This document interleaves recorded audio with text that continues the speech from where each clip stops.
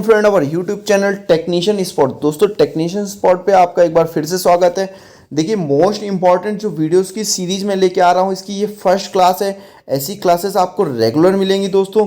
देखिए क्लास 1 में आपको बेसिक से क्वेश्चंस में आप यहाँ पर कवर कराऊंगा और उसके साथ साथ ये क्वेश्चंस ऐसे ही बेसिक से हाई लेवल की ओर जाएंगे, तो आपका बेसिक क्वेश्चंस का जो नॉलेज है वो भी क्लियर हो जाएगा। और ये क्लासेस जो आपके आईटीआई के जितने भी रिलेटेड एग्ज़ाम हैं उनके पॉइंट ऑफ व्यू से बहुत ही इंपॉर्टेंट है। उसके साथ साथ जो आपकी विशाखापट्टनम में ट्रेड्समैन की वैकेंसीज निकली हुई हैं, तो उनके उस वैकेंसीज के लिए भी बहुत ही इंपॉर्टेंट क्लास रहने वाली है।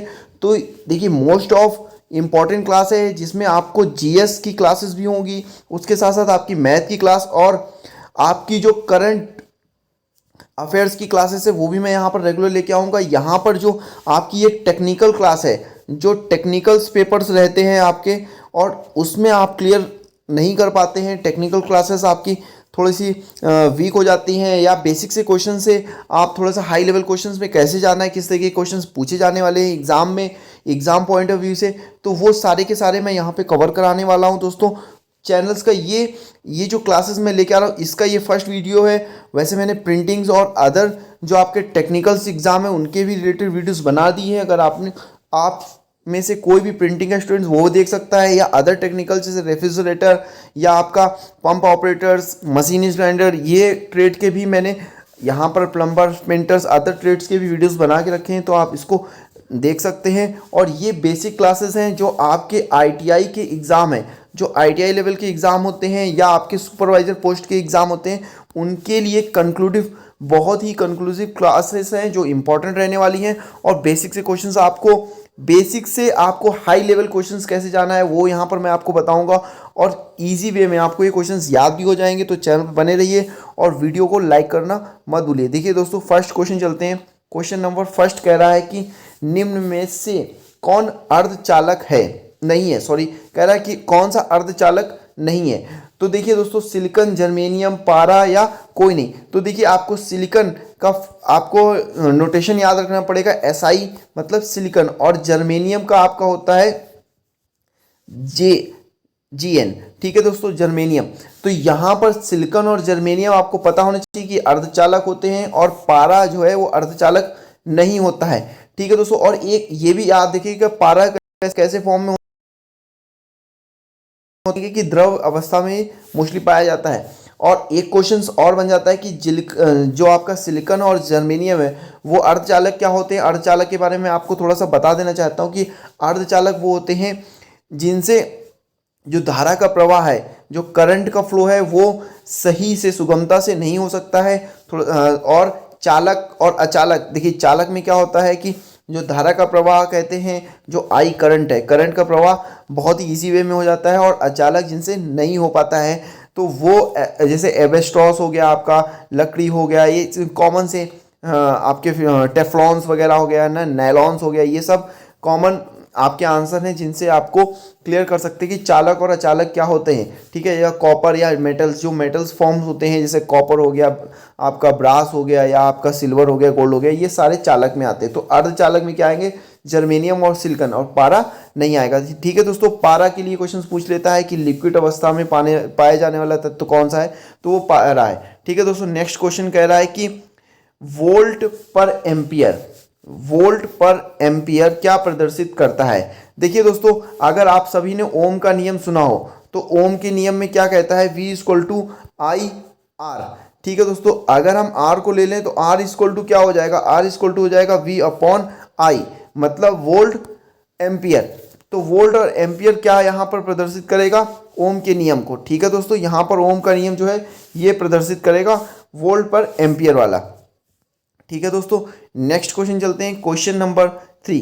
क्वेश्चन नंबर 3 कह रहा है दोस्तों कि विद्युत प्रतिरोध का मात्रक है, विद्युत प्रतिरोध का मात्रक क्या होता है। तो देखिए यहाँ पर जो विद्युत प्रतिरोध है, जहाँ पर मैं रेजिस्टेंस की बात करता हूँ, इलेक्ट्रिक रेजिस्टेंस, उसकी जो मात्रक होती है ओम होता है। ओम एक साइंटिस्ट है, उनके नाम से ही ये रखा गया है। ठीक है दोस्तों, नेक्स्ट क्वेश्चन चलते हैं। Question number 4। क्वेश्चन नंबर 4 कह रहा है कि विद्युत धारा का मात्रक होता है। देखिए यहाँ पर इलेक्ट्रिसिटी, करंट का जो यूनिट होता है वो पूछा गया है। तो यहाँ वाट, वोल्ट, ओम या एम्पियर, तो जो करंट की यूनिट होती है वो एम्पियर होती है दोस्तों, एम्पियर। ठीक है दोस्तों, यहाँ पर आपको याद रखना है कि करंट को आई को एम्पियर से डिनोट करते हैं। ठीक है दोस्तों, नेक्स्ट क्वेश्चन चलते हैं, क्वेश्चन नंबर 5। देखिए ये इस तरीके के बेसिक से क्वेश्चन आपसे पूछ लेता है और बहुत ज़्यादा आप परेशान हो जाते हैं। यहाँ पर कह रहा है 1, 2 और 3 ओम के 3 प्रतिरोध को श्रेणी क्रम में जोड़ा गया है। श्रेणी क्रम में जोड़ने पे समतुल्य प्रतिरोध क्या होता है? देखिए पहले तो मैं आपको बता देता हूँ कि प्रतिरोध का संयोजन कैसा रहता है। देखिए अगर सीरीज में है तो R sum of R equal to हो जाएगा R1 plus R2 plus R3, ऐसे है ना, प्लस R4, इस तरीके से चलेगा। तो यहाँ पर 3 है तो 1, 2 और 3, तो ये हो गया 6 ओम। ठीक है दोस्तों, इसका आंसर आ जाएगा 6 ओम। और अगर आपसे पूछ लिया जाए कि ये श्रेणी क्रम में, तो 1/R equal to 1/R1 plus 1/R2। ठीक है दोस्तों, या प्लस 1/R3, इस तरीके से रहेगा। तो ये होता है श्रेणी क्रम का संयोजन। और आपका अगर ये होता है समांतर क्रम। अगर श्रेणी क्रम पूछे तो R इक्वल टू हो जाएगा R1 plus R2 plus R3, इस तरीके से। ठीक है दोस्तों, तो इसका 6 ओम इज राइट आंसर होगा। नेक्स्ट क्वेश्चन चलते हैं, क्वेश्चन नंबर 6। क्वेश्चन नंबर 6 कह रहा है कि विभवांतर का एसआई मात्रक क्या होता है? देखिए दोस्तों, विभवांतर का जो एसआई मात्रक होता है उसको बोलते हैं वोल्ट। ठीक है दोस्तों, वोल्ट इज राइट आंसर होगा। नेक्स्ट क्वेश्चन चलते हैं, क्वेश्चन नंबर 7। देखिए यहाँ पर कह रहा है कि विभव का मात्रक है।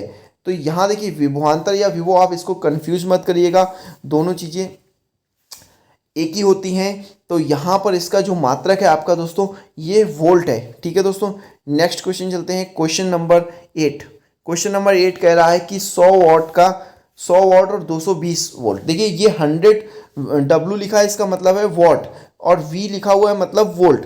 तो 220 वोल्ट की सप्लाई है, 100 वाट है। तो इसमें जो तंतु का प्रतिरोध है वो क्या होगा? बल्ब में जो तंतु लगा होता है उसका रेजिस्टेंस पूछ रहा है आपसे यहाँ पर। तो देखिए दोस्तों, अगर इसको आप सॉल्व करेंगे तो ये आपका सॉल्व करके कुछ 484 होता है। मैं इसका सॉल्यूशंस आपको दे दूंगा, आप उसको समझ सकते हैं। देखिए दोस्तों, यहाँ पर वोल्टेज दे दिया गया है और यहाँ पर वोल्ट दे दिया गया है। तो यहाँ से आपको R निकालना आसान हो गया, W² इंटू अपॉन V ऐसे होता है इसको। ठीक है दोस्तों, तो ये 484 आएगा आपका, राइट आंसर होगा आपका 484। ठीक है दोस्तों, नेक्स्ट क्वेश्चन चलते हैं, क्वेश्चन नंबर, देखिए दोस्तों क्वेश्चन नंबर 9 की ओर चलते हैं। क्वेश्चन नंबर 9 कह रहा है कि टंगस्टन निम्नलिखित में से किस ताप पर पिघलता है? तो टंगस्टन का मेल्टिंग पॉइंट, देखिए ये क्वेश्चन बहुत बार पूछा भी गया है दोस्तों। तो टंगस्टन का मेल्टिंग पॉइंट जो होता है वो 3500 डिग्री सेंटीग्रेड होता है। देखिए टंगस्टन का फिलामेंट आपको, जो आपका पुराना इलेक्ट्रिक बल्ब आता था इस तरीके का, तो उसमें आपको वहाँ पर मिलेगा दोस्तों। वहाँ पर देखने को मिलता था कि वो टंगस्टन का होता था और वो जलता था। ठीक है दोस्तों, तो वो होता है 3500 डिग्री सेंटीग्रेड। नेक्स्ट क्वेश्चन चलते हैं, क्वेश्चन नंबर 10। क्वेश्चन नंबर 10 कह रहा है कि विद्युत शक्ति का मात्रक एम्पियर, वोल्ट, ओम या वॉट? देखिए दोस्तों, विद्युत शक्ति का जो मात्रक होता है वो कह रहा है कि विद्युत शक्ति का मात्रक जो है एम्पियर है या वोल्ट है या फिर आपका ओम है या फिर वॉट है।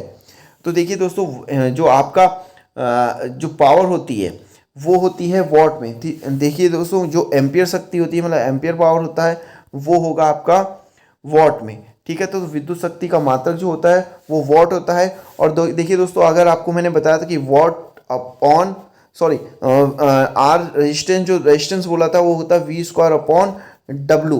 तो अगर आप V² करेंगे तो ये 22 इंटू 22 आ जाएगा और इससे काटेंगे तो 484 आ जाएगा। ठीक है दोस्तों, तो ये मैं आपको लास्ट में थोड़ा सा